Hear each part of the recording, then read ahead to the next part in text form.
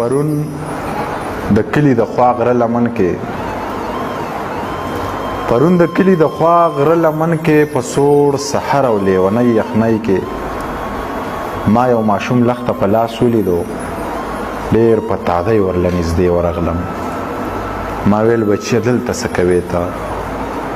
ویلې کاکا زما چیلې ورکې دي، یخني مې کېږي رانه خپې ورکې دي، غوږونه یې هم یخنۍ سره کړي شان وو، بیا یې په وړه نازکه خوله غلي شان. ویلې کاکا یو سادرګی به نه وي. دغه خبره یې زما په زړګي لکه د تندر غوندې پرېوتله. سترګې مې هم د اوښکو ډکې شولې.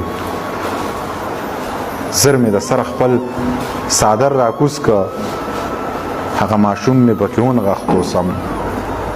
چې نور راوختو ماشوم ګرم شو، نو ویلې کاکا ځم چې چیلې وګورم.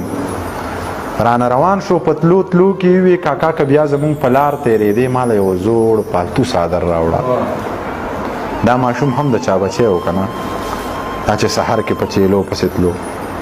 نازکو ګوتو له قلم په کارو، دله د علم هم سغم په کارو، دی به د غره په سر کې څه زده کوي.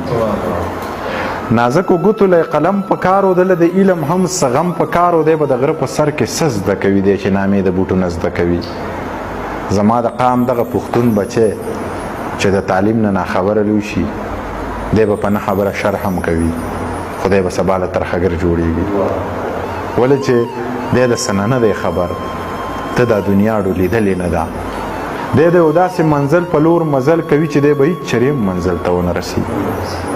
زه دا منم چې دی بې پلار او بې موره نه دی، کور هم لري د غره لمنې ته، بې کوره نه دی.